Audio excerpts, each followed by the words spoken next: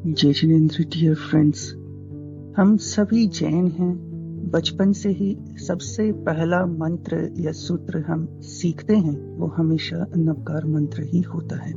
नवकार मंत्र को नमोकार मंत्र भी कहा जाता है, नमस्कार मंत्र भी कहा जाता है। इस सेशन में हम सिर्फ पहली लाइन जो नवकार मंत्र की है उतना ही हम डिस्कस करेंगे और उतना ही जानेंगे। तो आप सबको पता है कि पहली लाइन जो है वो है नमो अरिहंताणम। कई लोग नमो को नमो भी कहते हैं।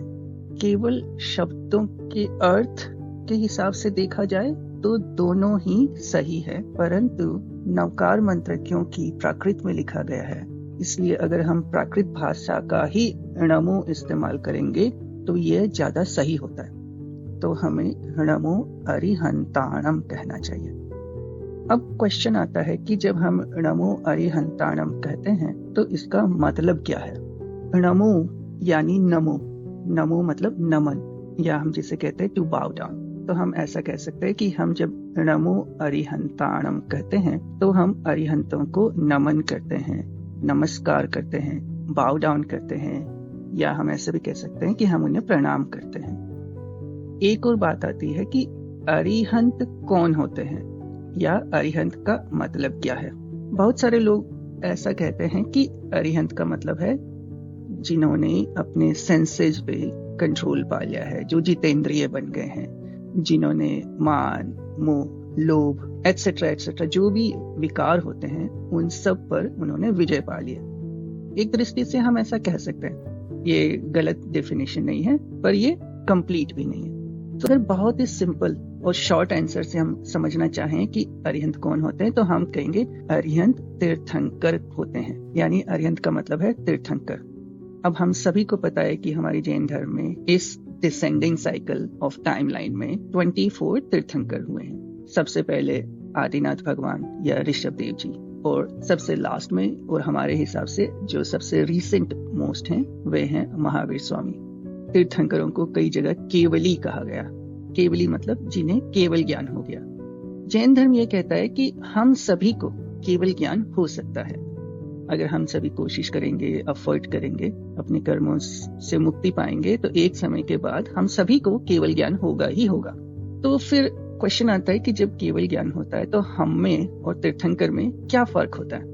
अगर सिर्फ केवल ज्ञान की दृष्टि से देखें, हम दोनों को जो भी केवल ज्ञान मिलता है वो एग्जैक्ट आइडेंटिकल है, तो हमारी सिचुएशन और तीर्थंकर की सिचुएशन एग्जैक्ट आइडेंटिकल है। फिर भी तीर्थंकर को जब केवल ज्ञान मिलता है तो उसके बाद वे वर्ल्ड टीचर बन जाते हैं, मतलब कि वे विश्व गुरु बन जाते हैं। सबको वे उपदेश देते हैं। हर एक प्राणी मात्र के लिए उनके मन में इतनी करुणा होती है, अनुकंपा होती है कि वो सबका कल्याण चाहते हैं। इसके लिए वे उन्हें उपदेश देते हैं। तो उनका जो टास्क होता है वो डिफरेंट हो जाता है, या उनका जो रोल होता है इस दुनिया में वो डिफरेंट होता है। हम में से कोई केवल ज्ञान पाए और हम तीर्थंकर ना हो उस जन्म में, तो हम केवल ज्ञान पाके अपना मोक्ष प्राप्त करेंगे। तीर्थंकर भी जब अपनी आयु पूरी कर लेते हैं तो वे भी मोक्ष जाते हैं। केवल ज्ञान पाना और एक समय के बाद मोक्ष जाना उसी जन्म में, ये दोनों जो स्टेप्स है या जो दोनों लेवल है, ये तीर्थंकरों के लिए और हमारे लिए दोनों बराबर है। तो इसको शास्त्रों में हम ऐसा भी कहते हैं कि जो तीर्थंकर होते हैं वे केवली हैं, विशिष्ट केवली कहते हैं उन्हें, मतलब स्पेशल केवली। और जो एक नॉर्मल सोल है, जब उसे केवल ज्ञान मिलता है तो उसे हम सामान्य केवली कहते हैं। देखिए ये वर्ड सामान्य, इट लिटरली मीन्स ऑर्डिनरी, लेकिन केवल ज्ञान ऑर्डिनरी नहीं है। पर आज के लिए हम इतना ही समझते हैं कि ये केवल ज्ञान जब हो जाता है तो आदमी को सब कुछ पता होता है। सब कुछ मतलब हर सब्जेक्ट, हर टॉपिक, हर क्वेश्चन का आंसर उन्हें पता होता है। और ये जो ज्ञान है, this transcends any geographical limitation और any time limitation, in the sense that जिसे ये ज्ञान हो जाता है वो समय के आर पार भी देख सकता है, और जो क्षेत्र होता है, स्पेस होता है, रीजन होता है, ज्योग्राफी होती है, उसके बियॉन्ड भी देख सकता है। मतलब कि यहाँ बैठे बैठे जिसे केवल ज्ञान होता है वो किसी भी जो भी गैलेक्सी है, प्लैनेट है, कहीं पे क्या हो रहा है वो सब उन्हें पता होता है। और वो अक्रॉस द टाइम, मतलब कि जितना भी हम आगे और जितना भी हम पीछे सोच सकते हैं वे सारी घटनाएं, सब कुछ उन्हें पता रहता है। हर एक क्वेश्चन का आंसर उनके पास होता है। इसको समझना हमारे लिए इतना आसान नहीं है, क्योंकि इसका कोई सिमिलर एग्जाम्पल नहीं है कि जिससे हम एक छोटे एग्जाम्पल से समझें ये और फिर हम उसको एक्स्ट्रापोलेट करें या स्केल करें या बड़ा करें, तब हम समझ पाए कि केवल ज्ञान कैसा होगा। ये केवल ज्ञान तो तभी समझा जा सकता है जब किसी को केवल ज्ञान हो। आप सोच सकते हैं कि जब तीर्थंकर को केवल ज्ञान होता है तो वे ही वर्ल्ड टीचर होते हैं। वे वर्ल्ड टीचर क्यों होते हैं?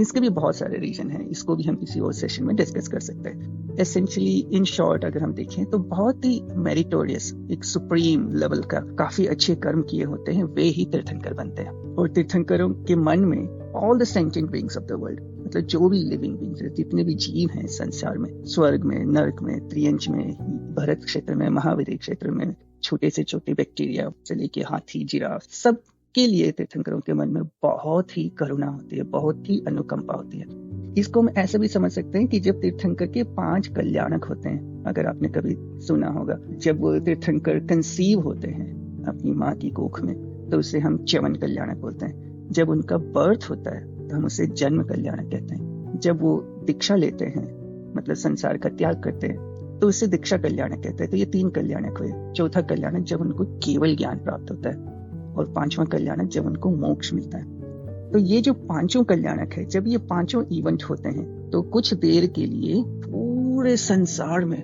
every sentient being, wherever they may be, all of them get some relief from all their misery, pain.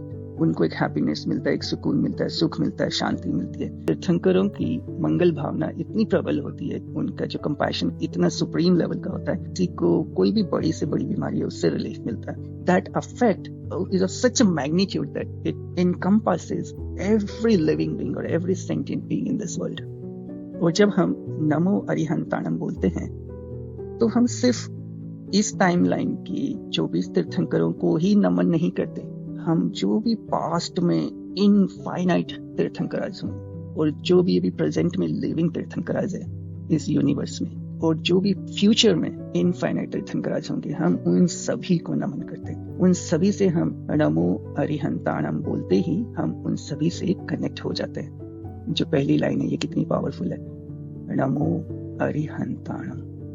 Next time जब भी आप ये लाइन बोले तो मन में ये भावना रखिए कि आप infinite enlightened beings, past, present and future तीर्थंकराज से कनेक्ट हो रहे हैं। तो इस लाइन का बहुत इम्पैक्ट है, बहुत पावरफुल लाइन है ये, नमो अरिहंताणम। आज का ये सेशन यहीं खत्म करते हैं, फिर किसी और दिन अरिहंत प्रभु के बारे में और भी जानेंगे, उनके गुणों के बारे में, उनके अतिशय के बारे में, एटसेट्रा एटसेट्रा।